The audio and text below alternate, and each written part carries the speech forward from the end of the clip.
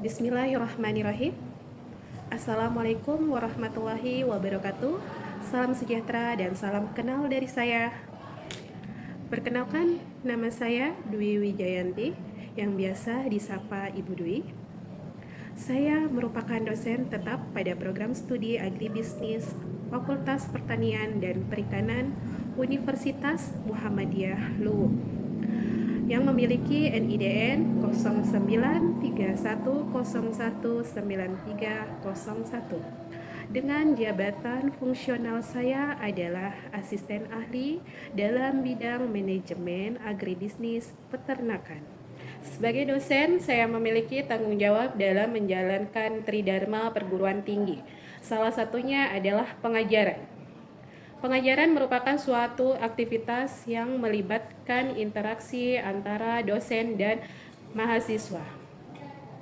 Alhamdulillah, saya diamanahkan untuk mengampuh mata kuliah wajib, yaitu Manajemen Industri Peternakan, dengan bobot 3 SKS, di mana mata kuliah ini dipelajari pada semester 7 atau semester ganjil. Pada kesempatan ini, izinkan saya menyampaikan deskripsi mata kuliah ini adalah untuk meningkatkan pengetahuan mahasiswa mengenai manajemen industri peternakan. Mata kuliah ini mencakup tentang prinsip-prinsip dasar manajemen yang diterapkan dalam industri peternakan, termasuk manajemen produksi, manajemen keuangan, manajemen sumber daya manusia, dan pemasaran. Mahasiswa akan dibekali kemampuan untuk menganalisis permasalahan manajemen, menyusun rencana bisnis, serta merancang strategi pengembangan usaha peternakan yang efisien, berkelanjutan, dan kompetitif. Pembelajaran dilakukan melalui pendekatan teoritis dan praktis, termasuk studi kasus, diskusi kelompok, proyek bisnis, dan kunjungan lapangan ke usaha peternakan. Adapun capaian pembelajaran mata kuliah ini yaitu pertama, menunjukkan sikap profesional, etis, dan bertanggung jawab dalam menerapkan prinsip manajemen industri peternakan. Kedua, menguasai konsep dasar dan prinsip-prinsip dasar dalam manajemen industri peternakan, yang termasuk manajemen produksi, keuangan, sumber daya manusia, dan pemasaran. Yang ketiga, mampu mengidentifikasi, merumuskan, dan menyelesaikan masalah manajerial dalam industri peternakan secara sistematis dan berbasis data. Keempat, mampu merancang dan mengevaluasi sistem manajemen produksi ternak yang efisien dan berkelanjutan. Teknik atau metode pembelajaran yang saya gunakan yaitu menggunakan sistem DIA. Pertama, direct, yaitu penyampaian materi dengan baik dan disertai tanya jawab, kemudian interaksi antara dosen dan mahasiswa. Kemudian yang kedua, I adalah interaction, yaitu interaksi antara dosen dan mahasiswa atau mahasiswa dengan mahasiswa lainnya. Selanjutnya adanya assessment atau pemberian tugas kepada mahasiswa dan evaluasi untuk mengukur tingkat pemahaman mahasiswa. Dan pada mata kuliah ini terdapat metode pembelajaran dengan melakukan kunjungan lapangan atau observasi langsung ke unit usaha peternakan sehingga memberikan pengalaman nyata dan relevansi praktis.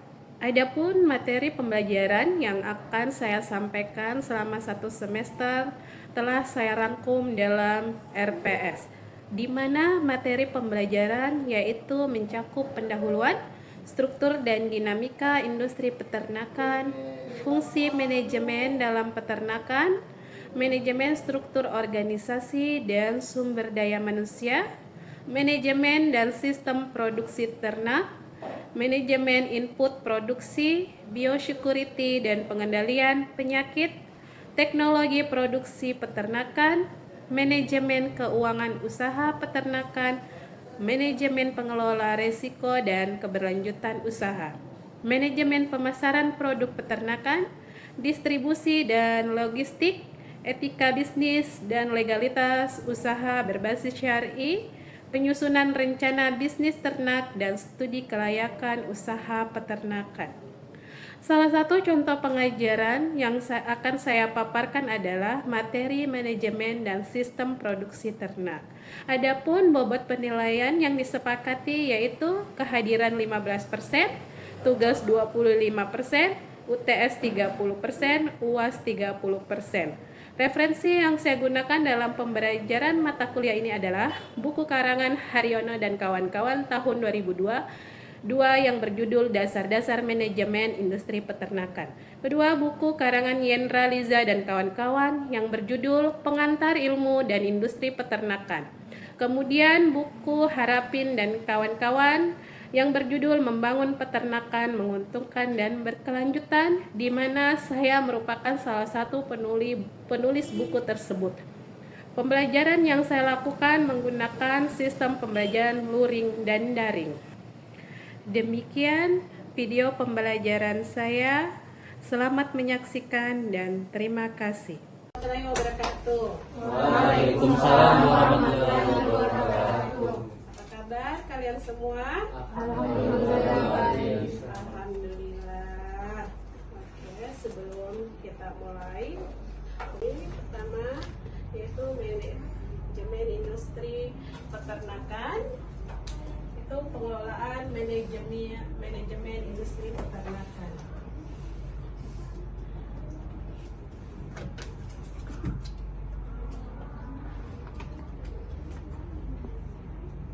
Oke, masuk sebelum membahas materi, saya akan jelaskan dulu CPMK dari mata kuliah ini.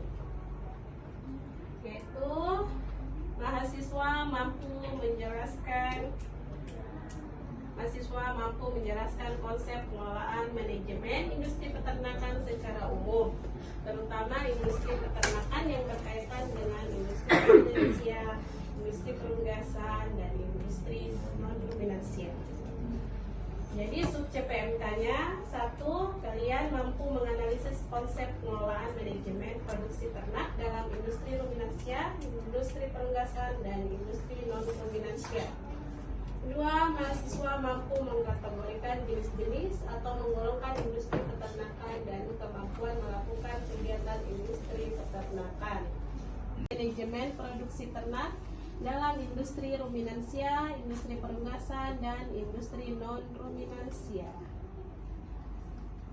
Dan topik yang kita bahas itu ada Introduction to Management of Farming Industry, yaitu pengertian tentang adalah 1A Introduction to Management of Farming Industry.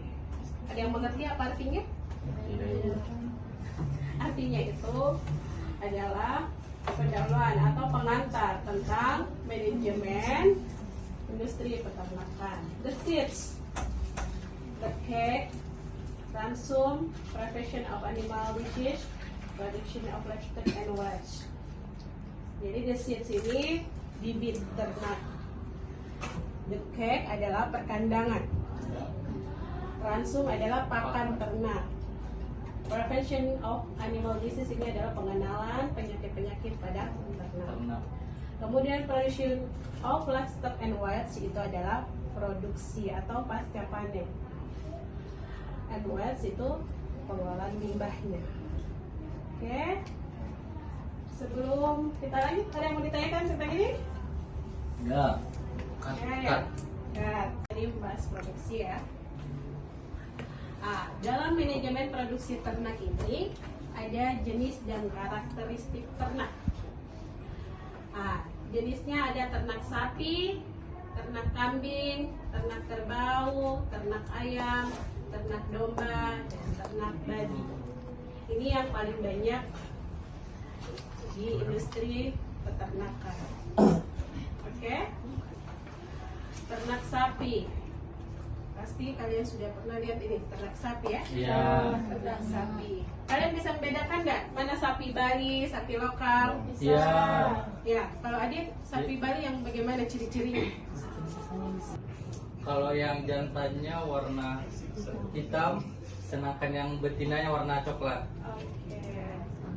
Nah, dari ternak sapi itu sapi Bali itu ya ciri-ciri utamanya warna jantan itu hitam dan warna betina itu coklat. Ternak monogastrik. Nah, kalau ternak potong ini yaitu menghasilkan daging, ya kan? Kalau ternak perah dia menghasilkan susu.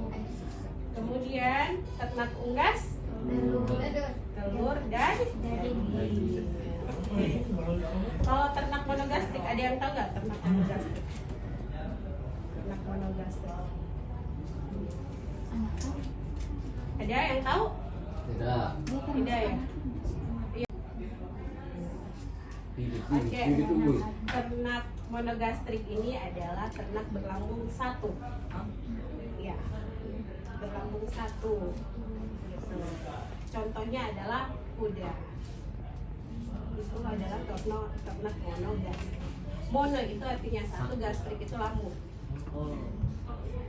Kalau sapi, Sapi sendiri dia jenis lambungnya bagaimana? oke, kalau ternak sapi itu dia masuk di lambung ganda. Lambung ganda karena sapi memiliki 4 lambung. 4 lambung. Jadi proses pengunyahan atau pencernaannya itu agak lama dibandingkan monogastrik. Kalau monogastrik itu satu lambung, dia kayak kuda ya, kuda itu satu lambung. Meskipun makan rumput, tapi dia punya lambung satu. Gitu. Oke, kita masuk di perkandangan. Perkandangan itu di dunia industri peternakan itu ada tipe kandang. Kita akan melihat tipe kandangnya itu tergantung dari ternaknya. Karena akan beda kandang dari sapi potong, ayam petelur, dan ayam potong. Begitupun ternak domba, kambing, dan babi. Ya kan? Ini akan berbeda tipe-tipe kandangnya. Begitupun bentuk-bentuk kandang serta kandang dan peralatannya itu setiap ternak akan berbeda-beda. Kita masuk di ransum. Ransum ini terbagi dua sesuai dengan pencernaannya, ada pakan ruminansia dan pakan non ruminansia. Jadi ibu sempat tanya kalau bedanya pakan ruminansia dengan non ruminansia itu apa ibu?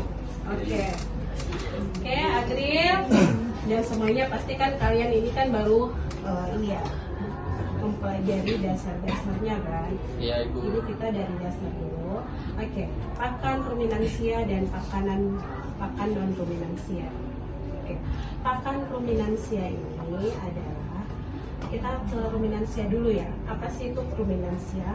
Ruminansia itu adalah ternak yang berlambung ganda yang bisa mencerna secara kompleks. Sedangkan non ruminansia itu ternak yang hanya memiliki lambung satu, lambung monogastrik ya, monogastrik lambung satu. Jadi dia pencernaannya tidak kompleks, ya, tapi bisa mencerna, tapi dia tidak sekompleks ruminansia. Nah, contoh dari ruminansia, ternak ruminansia ini adalah sapi, kambing, kerbau, domba. Itu ternak ruminansia. Sedangkan non ruminansia itu yang masuk adalah tadi kuda, babi, unggas. Gitu. Dan ternak ruminansia ini dia kebanyakan makan hijauan gitu, yang memiliki serat tinggi. Itu. Ada lagi? Nah, tapi ada, saya langsung aja ya ke pencegahan penyakit ternak. Nah, di industri peternakan itu Kadang-kadang ya bukan cuma di industri peternakan ya, di kitanya juga biasa ya. Ini biasa ya tentang biosecurity.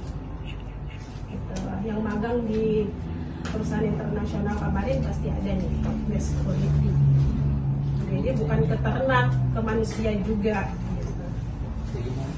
Oke.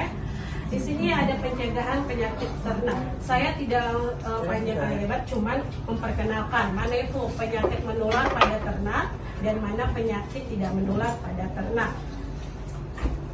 Kemudian kita nanti akan membahas pengolahan hasil ternak dan limbah ternak. Untuk pengolahan pasti ada pengolahan dari ternak potong adalah pengolahan daging, pengolahan telur, pengolahan susu, pengolahan kulit, pengolahan limbah hasil ikutan. Jenis dan karakteristik ternak. Jadi berdasarkan aspek kemanfaatan ternak terbagi menjadi 3, yaitu tadi ya. Kalau ternak potong menghasilkan apa? Daging. Kalau ternak perah, Susu. ternak petelur, telur. Sedangkan berdasarkan aspek pencernaannya terbagi 2, yaitu ada ternak ruminansia dan non ruminansia. Nah, kita membahas bibit. Dalam industri peternakan, apalagi industri ternak ayam, bibit ternak itu yang harus kita perhatikan adalah ini. Untuk bibit ternak ayam ya. Siapa yang ada usaha ternak ayamnya? Kalau ayam petelur ada? Ada ya? Ya. Ada? Enggak? Oh, DP kandang. Jadi sudah pernah masuk tidak? Pernah. Pernah. Oke. Jadi kalau di industri peternakan itu skala besar, ini bibit ternak ayam ya, ini harus ada memiliki surat keterangan dari perusahaan. Jadi ada surat jalannya. Surat jalan itu berisikan berapa DOC-nya. DOC itu day old chick. Jadi anak ayam umur 1 hari. Gitu. Jadi harus ada memiliki surat keterangan dari perusahaan. DOC-nya sudah divaksin dari perusahaan. DOC ini sudah divaksin. Seperti itu. Ya. Kemudian pengendalian penyakit secara rutin di tempat pembibitan. Memiliki berat tetas minimal 50 gram. Jadi itu satu dos itu, satu DOC itu harus beratnya 50 gram. Jadi kalau di bawah 50 gram itu DOC-nya kurang bagus. Jadi standarnya itu berat tetasnya itu 50 gram. Gitu. Nah, mortalitas maksimal 2%. Kesalahan sexing ayam pedaging 2%. Rasio sexing minimal 10% jantan dan toleransi sexing 2%. Jadi mortalitas itu adalah tingkat kematian. Jadi tingkat kematiannya harus maksimalnya 2%. Jadi kalau lebih dari 2% itu akan terjadi kerugian karena biaya produksi, biaya efisiensi, biaya perjalanan, ya kan? Dan biaya-biaya yang mempengaruhi industri peternakan. Oke? Ada yang mau ditanyakan? Izin Ibu, jadi untuk yang berat tetas minimal 50 gram itu kan minimalnya. Nah, apabila ada di bawahnya 50 gram itu bagaimana kan? Oke. Jadi memiliki berat tetas minimal 50 gram. Ini sudah standar ya.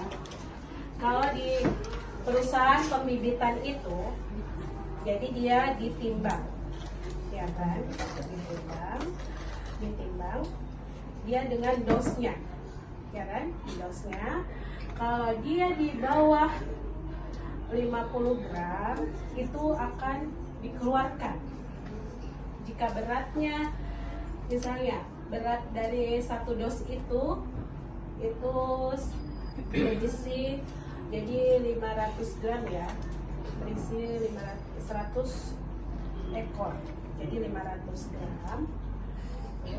Jadi yang di bawah itu dia akan dipisahkan, dan jika tidak layak itu akan dimusnahkan. Jadi kalau untuk ayam pedaging ya, jadi dia kalau untuk ayam pedaging di bawah 50 gram berat atasnya, dia akan dimusnahkan. Dimusnahkan itu dengan dibakar, dimatikan, seperti itu. Karena itu akan mempengaruhi biaya produksi. Sudah itu kalau untuk dibutuhkan, dibutuhkan, jadi rasionya 10% jantan, minimal 10%.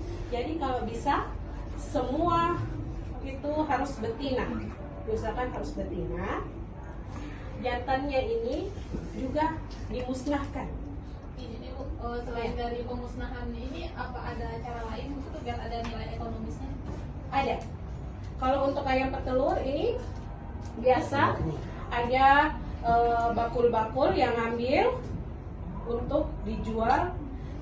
Tahu kan ayam-ayam warna-warni itu? Ya. Nah, ayam warna-warni itu pejantan dari ayam petelur. Gitu. Itu ayam warna-warni. Karena kan ini kalau pembibitan itu kan bukan cuma 500 ya, pasti di atas 2.000, bahkan sampai 20.000. Gitu. Jadi toleransi untuk ayam petelur ini 10%, minimal 10%. Itu tolerannya yang paling. Jadi bagaimanapun untuk nilai ekonomis tadi itu dengan ayam warna-warni. Kebanyakan jual ayam warna-warni, harganya 5.000 gitu. Daripada dibuang, dimusnahkan, ya kan? Nilai ekonomisnya ini ayam warna-warni. Syarat-syaratnya itu yaitu satu, jauh dari pemukiman, jangan sampai dekat dengan pemukiman karena akan dikomplain. Jadi minimal 300 meter. Dekat dengan sumber pakan, posisi kandang bebas dan terkena sinar matahari, adanya tempat pertukaran udara. Ini ada beberapa tipe kandang sesuai ternaknya. Ini ada tipe kandang tunggal, tipe kandang ganda, tipe kandang V. Ini untuk ayam petelur. Ini untuk ternak kambing dan domba. Ini untuk kandang liter, ini untuk ayam potong. Ini untuk kambing dan domba, untuk umbaran, ada ini namanya semi intensif. Intensifnya itu ada kandangnya, ada umbaran, jadi ini semi. Ini ada kandang panggung untuk kandang kambing. Ini kandang baterai untuk kandang ayam petelur. Saya Ibu. Oke, Adit, silakan. Ibu, kalau misalnya dari bentuk kandangnya itu apakah mempengaruhi, kalau misalnya dari ayam pedaging apakah mempengaruhi dagingnya, kalau misalnya ayam petelur apakah mempengaruhi telurnya juga? Oke, kalau untuk bentuk kandang ini mempengaruhi sekali terhadap produksi daging dan produksi telur. Makanya tadi syarat-syaratnya itu harus jauh dari pemukiman. Karena untuk ayam petelur, ayam pedaging itu tidak bisa bising atau adanya keramaian, ya kan? Itu mempengaruhi. Jika stres, ayam tidak akan makan. Gitu. Jadi harus jauh dan sirkulasi udara. Jadi kita harus cari tempat yang pertukaran udaranya lancar, terkena sinar matahari, karena untuk pencegahan penyakit. Jadi untuk minggu depan dikumpul ya. Ya Ibu. Misalkan nanti kumpul tugasnya melalui LMS. Lanjut, ini referensi dari mata kuliah ini. Oke, demikianlah mata kuliah saya. Nanti kita ketemu lagi minggu depan. Sebelum selesai, ada yang mau ditanyakan? Ada? Cukup Ibu. Terima Ya. kasih. Sebelum kita akhiri, kita berdoa dulu. Doa dimulai. Ini doa selesai. Terima kasih, semoga ilmu kita bermanfaat. Amin. Sampai ketemu minggu depan. Ya Ibu, terima kasih Ibu. Demikian video pembelajaran dari saya. Lebih dan kurangnya saya mohon maaf. Saya akhiri. Wabillahi taufiq wal hidayah. Assalamualaikum warahmatullahi wabarakatuh.